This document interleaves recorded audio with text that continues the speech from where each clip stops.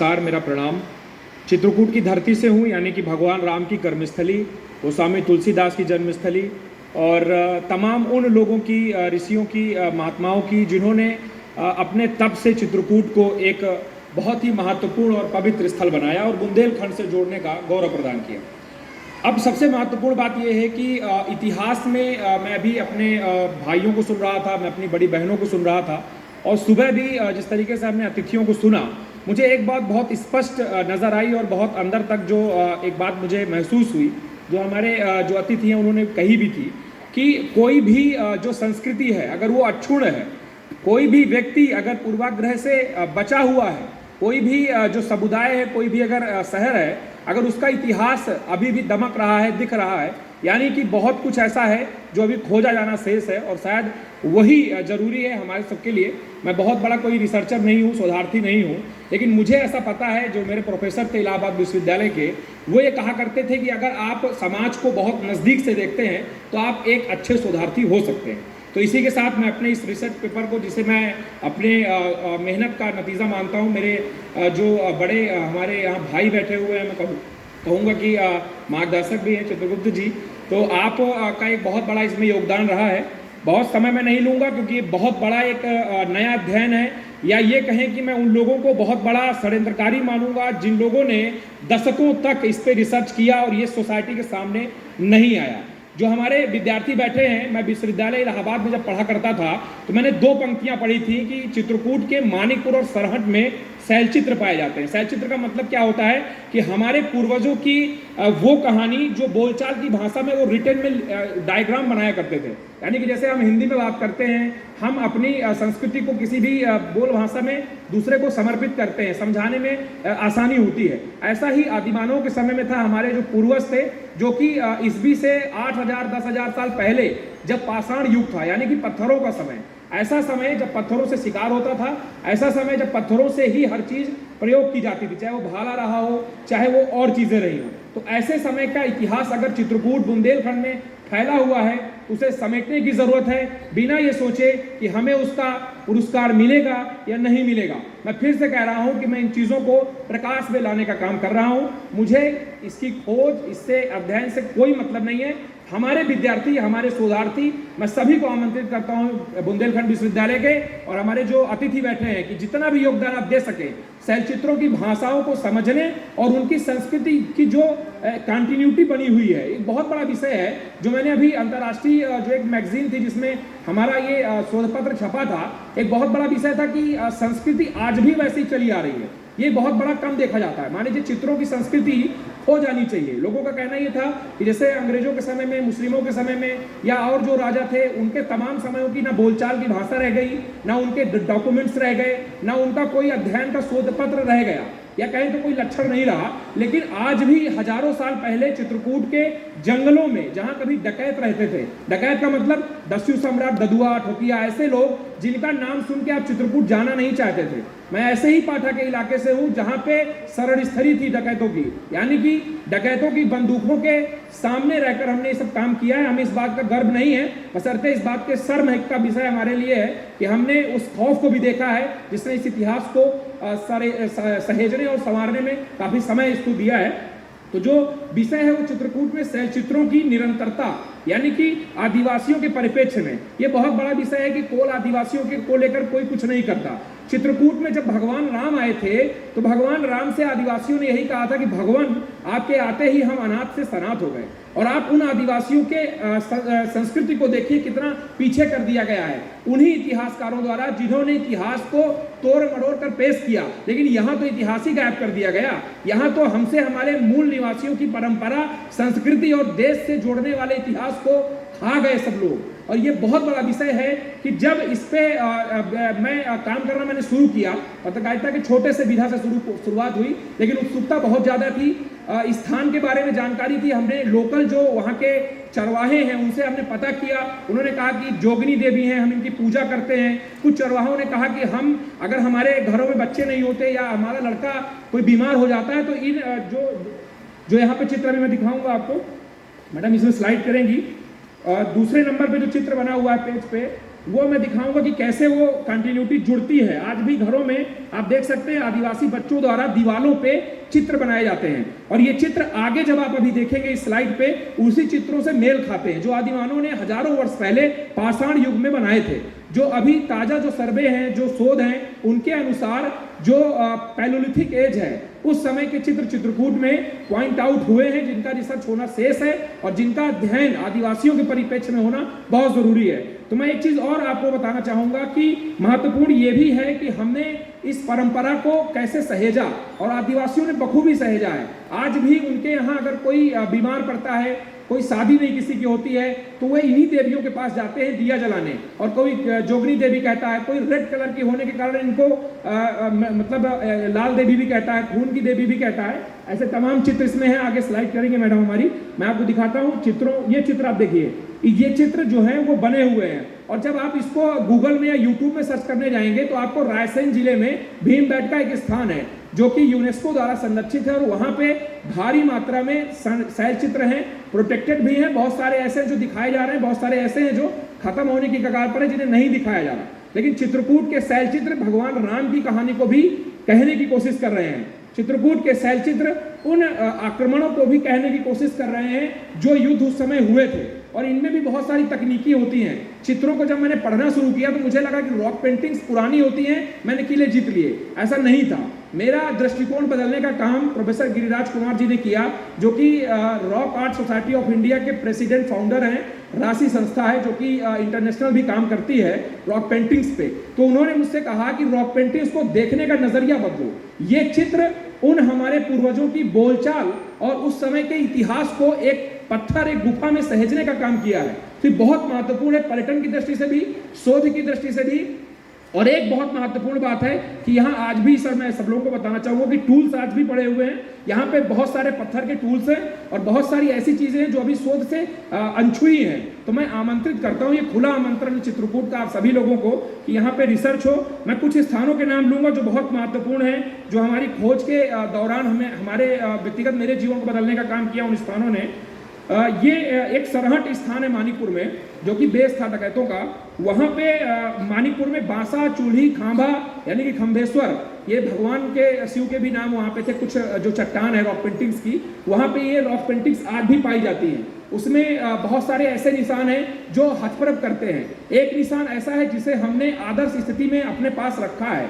वो चट्टान में जो निशान है वो मैं भी आपको दिखाऊंगा, इसकी स्लाइड के लास्ट में होगा। ये तो पेंटिंग्स जो है वो आदिवासियों के घरों में बनती हैं, और वो जो सब्जेक्ट है हमारा वो यही है कि उनकी कंटिन्यूटी को जोड़ता है आज भी। यानी कि हजारों वर्ष बाद भी आदिवासी ऐसे हैं जिनकी चर्चा भी सुबह के सत्र में हो रही थी कि आदिवासियों ने स्वाधीनता आंदोलन में लड़ाई लड़ी, आदिवासियों ने सारे जो आक्रांता थे बाहर के उनसे लड़ाई लड़ी, लेकिन कोई ये नहीं बताता कि आदिवासियों की संस्कृति आज भी वही है। लेकिन इसके बाद भी वो अंतिम पायदान पर है, विकास के अंतिम पायदान पर हैं।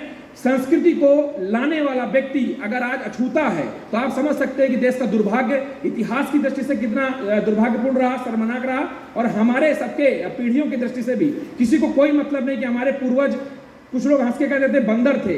बंदर वाली जो साइंटिफिक कहानी बहुत पुरानी हो गई। अब आइए जो सामने दिख रहा है वो ये है कि हमारे आदिमानव पूर्वज बहुत साइंटिफिक मजबूत थे। पत्थरों से उन्होंने ऐसे हथियार बनाए, उन्होंने ऐसी गुफाओं में रहना शुरू किया जो आज संभव नहीं है। आप जब आएंगे, जब यहाँ से कोई टीम आएगी, हम आपको दिखाएंगे बहुत सारे ऐसे स्थान हैं। मारकुंडी में बड़पथरीन ऐसा इलाका है जहाँ के रॉक पेंटिंग्स बहुत ही लेट पीरियड के डिनोट हुए हैं। यानी कि रॉक पेंटिंग्स में भी बहुत सारी चीजें ऐसी हैं। ये गिरिराज कुमार सर हैं, देखिए जो आपको दिख रहे होंगे। अभी भी 45 साल से रॉक पेंटिंग्स पर रिसर्च कर रहे हैं, लेकिन इनका जज्बा देखेंगे आप कैसा है। ये बड़पथरीन की रॉक पेंटिंग है और इसमें बहुत सारे ऐसे निशान पाए गए हैं जो बैलों के हैं। बैल, आप गाय को तो आप मान सकते हैं कि एक पालतू जानवर था, वो यानी कि बहुत अर्ली पीरियड का चित्र हो सकता है। लेकिन जब आप कहेंगे कि चित्र बहुत पुराना कौन सा है समझने के लिए, तो बैल का एक चित्र ऐसा बना है जिसपे एक जो युद्ध का सैनिक है, आप कह सकते हैं कि वो शिकार करने जा रहा है। उस समय की सैनिक परंपरा नहीं थी, लेकिन उसके हाथ में एक ऐसा भाला है उस बैल के, एक तो बैल के हाथ उसने सींग पे पकड़ रखे हैं, यानी कि सींग से बैल कंट्रोल हो रहा है। आप समझ सकते हैं कितना पुराना समय था। ये समय नहीं था कि जब उनको ये पता था कि वो कैसे कंट्रोल वेल मैनेज तरीके से होगा, जैसे घोड़े होते हैं या और जो हाथी होते हैं, लेकिन वो सींग से पकड़े हुए और एक बाएं हाथ जो आपका याला, इस हाथ से भाला वो पकड़े हुए हैं और भाला के सामने पत्थर का वो लगा हुआ नुकीला, वो चित्र जो है वो मुझे लगता है कि चित्रकूट का सबसे पुराना चित्र है, क्योंकि पत्थरों के युग का वो चित्र है। और यहाँ पे मऊ में बरहा कोटरा एक स्थान है, ऋषियन। मैं आप सब लोगों को बताऊंगा कि ऋषियन वो स्थान है जहाँ से भगवान राम ने प्रवेश किया था, यानी कि वनगमन का प्रमुख द्वार। यमुना को पार करने के बाद जब वो आए थे तो ऋषियन में ही आए थे, और ऋषियन एक ऐसा स्थान है जहाँ की पहाड़ी में जो कोटरा की पहाड़ी है, बरहा कोटरा एक स्थान पड़ता है, वहाँ पे गांव जहाँ पे निषाद रहते हैं। आप सबको कहानी पता भी है, किसने नाव से पार कराया था भगवान राम सीता लक्ष्मण को। वो लोग जो है उनके गांव के पास पहाड़ियों में रॉक पेंटिंग्स कुछ ऐसी हैं जो वहाँ पे युद्ध का जिक्र है। जैसे हमारे चित्रगुप्त सर ने कहा था कि बहुत सारी लड़ाइयों के भी यहाँ पे निशान है, बहुत सारे हमने व्यापारिक संपर्क हमारे थे। तो यमुना का वो किनारा जिसने इतनी बड़ी लड़ाई का आमंत्रण दिया, वो कौन सी लड़ाई थी, वो कौन से लोग थे? उसमें एक चित्र ऐसा है जिसमें 2 धनुर्धारी, उनके साथ एक महिला। ये चित्र बहुत ऐतिहासिक है और मैं ये जरूर निवेदन करूंगा कि इस चित्र का अध्ययन राम के उस परिणाम स्वरूप होना चाहिए जिसपे कहा जाता है कि लोग एविडेंस मांगते हैं कि कौन थे राम, कहाँ से आए थे राम, राम थे कौन। तो राम को बताने के लिए बहुत पर्याप्त है कि चित्रकूट के उन चित्रों का अध्ययन शुरू हो, और शायद ये शोध पत्र उन मायनों में ऐतिहासिक हो कि जब लोग यहाँ से कहीं से भी आए और चित्रकूट में राम की खोज शुरू हो, क्योंकि राम को हमें उन पीढ़ियों को प्रैक्टिकल रूप में संस्कारों के साथ इन चित्रों के माध्यम से भी सौंपना होगा, जो हजारों वर्ष बाद भी वैसे ही हैं। अब मैं अगर कलर की बात करूं तो आप लोगों के मन में होगा कि कौन सी ऐसी पेंटिंग है जो हजारों वर्ष बाद भी, और वो भी ईसा पूर्व के पहले। आप तक तो जो भी इतिहास अभी सबने बताया, किसी ने 1800 का बताया, कोई बहुत चला जाएगा तो अशोक के टाइम पे चला जाएगा, लेकिन ये बात ईसा पूर्व से पहले की है, यानी कि 10,000 8,000 साल पूर्व, और वो भी ये पूरे 2022 खत्म कर दिए जाए इसके बाद। बड़ी सरलता से मैं आपको समझा रहा हूँ। उस वक्त का कलर आज भी वैसा ही है। कितने साइंटिफिक थे वो लोग, आज उस कलर का ये पता लगा पाना मुश्किल है कि कैसे बना था, इस पर रिसर्च चल रही है। ये तमाम विषय हैं जो आप लोगों को समझने चाहिए। और एक बहुत महत्वपूर्ण चित्र है जो मैं आप लोगों के साथ शेयर करना चाहूँगा, जो इसमें अभी दिख भी रहा होगा नीचे, यहाँ पे जो लड़ाई का चित्र है। ये जो चित्र है, इन चित्रों की जो भाषा है, वो भाषा फिलहाल अभी तक जो इतिहासकार हैं वो समझ नहीं पाए, और रॉक पेंटिंग्स जो सब्जेक्ट है वो इंटरनेशनल लेवल पे तो बहुत तेजी से बढ़ रहा है, लेकिन भारत में इसके संवर्धन, इसके विकास के लिए अभी तक कुछ नहीं हो रहा है। तो मेरा ये निवेदन है कि इस पे जरूर काम हो, और मैं वो चित्र जरूर आपको दिखाऊंगा जिसका जिक्र मैंने किया था। अभी स्लाइड नहीं दिख पा रही है। ये चित्र है, देखिए, ये चित्र है जो बहुत ही मॉडर्न, ऐतिहासिक और बहुत ही नया है। एक ऐसा व्यक्ति जो आखेट करने जा रहा है, और ये चित्र बहुत पुराना है और ये महत्वपूर्ण है आप लोगों को समझने के लिए। जब आप 2-2 लाइन पढ़ करके और ये भूल जाते हैं कि आपका इतिहास उन दिनों कैसा था जिन दिनों ना संसाधन थे, ना तो ऐसे आर्किटेक्चर थे, और ना तो ऐसा कोई घर बना था। वो एक गुफा में रहते थे। वो गुफा में रहने के बाद भी ये निश्चित करते थे कि नीचे नदी बहती थी, नीचे नाले बहते थे। वो निश्चित करते थे कि सामरिक दृष्टि से कोई हमला ऊपर नहीं कर सकता। आप लोग आइए, मैं आपको आमंत्रित करता हूँ, आप लोग देखिए रॉक पेंटिंग्स के रॉक शेल्टर कैसे हैं वहाँ पे। और एक अंतिम लाइन में जरूर बोलूंगा क्योंकि समय बहुत कम है, लेकिन मुझे ऐसा लग रहा है कि आप लोगों को पता नहीं लगा होगा इतना समय जो बीता, और मुझे भी नहीं पता लगा। मैं 2 लाइनें बोलूंगा क्योंकि मैं बहुत दूर से आया हूँ और बहुत देर मैंने समय लिया है बैठने के दौरान। तो एक बहुत महत्वपूर्ण बात है जो आप लोगों को काफ़ी अच्छी लगेगी कि चित्रकूट में जो शैलचित्र हैं, और चित्रकूट में एक रिसर्च हुआ था जिसमें बहुत पुराने सवाल और बहुत पुराने इस तरीके का एक BBC में आया था, बहुत पुराना एक इतिहास पाया गया था मनुष्य से जुड़ा। तो वहाँ पे बहुत सारी चीज़ें हैं जो महत्वपूर्ण हैं, लेकिन मेरा ध्यान जो आप लोगों को आकृष्ट कराना है वो ये है कि आदिवासियों का जीवन आज भी वैसे ही चल रहा है। वैसे ही वो दिवाली के दिनों में चित्र बनाते हैं जो उनके घरों में हैं। ऊपर की स्लाइड में एक बार थोड़ा सा और कर दीजिए आप, घरों में कैसे बने हैं चित्र। आप लोगों को बहुत ये चित्र जो गया नीचे वाला दिखाइए थोड़ा, और थोड़ा नीचे करिएगा। ये चित्र आप देखेंगे, आपको लगेगा शुभ लाभ है या ऐसा कुछ बना हुआ है। ये चित्र सेम वैसा ही चित्र है जैसा कि रॉक्स में बना हुआ है। अब दो वहाँ पे कई तरह की रॉक्स हैं हमारे चित्रकूट में, कई तरह की पेंटिंग्स हैं, कुछ खुले में बनी हैं, कुछ अलग बनी हुई हैं। अभी तो रिसेंटली पन्ना छतरपुर जब बक्सवाहा का मूवमेंट चल रहा था, आप लोगों ने सुना रहा होगा, छतरपुर बक्सवाहा में यहाँ पे भी पन्ना में कई जगह रॉक पेंटिंग्स मिली, कालिंजर फोर्ट में भी हैं, सब जगह है। लेकिन हमें एक दृष्टि से चलना होगा कि आदिवासियों के जीवन में आज भी इन चित्रों की निरंतरता है और इन निरंतरता को समझने के लिए हमें इन भाषाओं को समझना होगा और शायद इन भाषाओं को समझने के बाद हमें उन अनाथ आदिवासियों के राम भी मिल जाएंगे जो एक राम राज्य की कल्पना करते हैं। और चित्रकूट जो कि मंदाकिनी नदी का एक स्थान है, मैं उस मंदाकिनी नदी को प्रणाम करूंगा जो आज मृत्युशैया पर है। आज जल दिवस है, हमारी मंदाकिनी नदी मरने की कगार पर है, मुझे बहुत दुख है। आज ही वहाँ पर मूवमेंट चल रहा है, लेकिन एक बहुत बड़ा विषय है कि राम ने जिस नदी पे स्नान किया, जिस नदी पे अनसुईया के तपोबल से नदी प्रकट हुई, आज वो नदी नाले में परिवर्तित हो गई है। दुर्भाग्य देश का कि ना राम बच रहे, ना उनके जो यहाँ पे जिन्होंने स्वागत किया था आदिवासी ने वो बच रहे। लेकिन उम्मीद बची है, और वो चाहे मेरे रूप में हो, चाहे आप लोगों के रूप में हो, चाहे इस मंच के रूप में हो। तो मैं बुंदेलखंड विश्वविद्यालय के इस विशाल प्रांगण को प्रणाम करता हूँ। मुझे नहीं लगता कि मैंने कोई शोध प्रस्तुत किया है, मुझे नहीं लगता कि मैंने कोई भाषण प्रस्तुत किया है, लेकिन हाँ, मुझे लगता है कि मैंने हृदय से कुछ बातें निकाली हैं जो मैंने अपने पत्रकारिता के दौरान मैंने विजिट किया है, मैंने उनको परखा है, इतिहासकारों से मैंने जानकारी ली है। अभी आप लोगों का सबका दायित्व है कि इसको आप लोग अपनी पीढ़ियों में आगे ले जाने का कार्य करें। मुझे ये लगता है कि इसे सोसाइटी के सामने लाने का काम जो था वो बहुत महत्वपूर्ण था और उन लोगों को शर्म करना चाहिए जो दशकों पहले इस पे काम कर चुके हैं, उन लोगों को भी शर्म करना चाहिए जो सैकड़ों वर्ष पहले इस इतिहास को बता चुके हैं, लेकिन किसी के सामने नहीं आया।